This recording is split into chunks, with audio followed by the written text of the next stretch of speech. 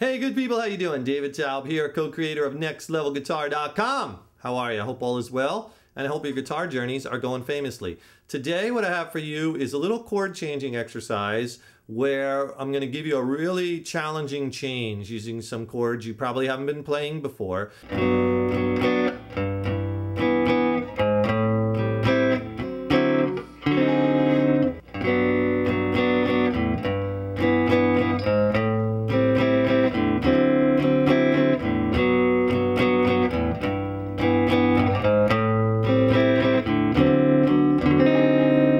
How you're going to get better. You have to push yourself to the next level on guitar. You have to keep constantly trying harder songs, harder progressions, harder chord changes, and that's what's going to get you to the next level. You know, if you can master some of these harder changes using difficult fingerings of different chord voicings, playing that easy stuff will be butter, piece of cake, can of corn, piece of pie. No problem. Oh, and if you'd like a killer free video lesson and corresponding ebook with tons and tons of guitar scales and fretboard diagrams, and it's a killer ebook. I just finished writing it, about 35 pages. Great stuff.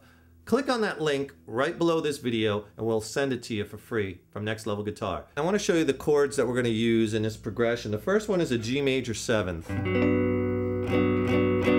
Now, the trick to this one is you're going to play that 3rd fret on the low E string, the G note, but you're going to hook your finger. I don't want it flat because you don't want to play the A string. The A string is going to get muted by hooking that finger. So 3rd fret with your 1st finger, and then also on the 3rd fret with your 2nd finger on the B string, catching that D note. And then put your 3rd finger, 4th fret on the D string, and right underneath that on the 4th fret on the G string, your pinky. So you're not playing the A string, and you're also not playing the high E string. They're both muted. Now the next chord. That's the chord my students get pissed at because it's kind of a bitch to switch to, but that's kind of the whole point of this. That's a G major 6th. You're going to have the G note, still 3rd fret, low E string. Again, you're going to mute the A string.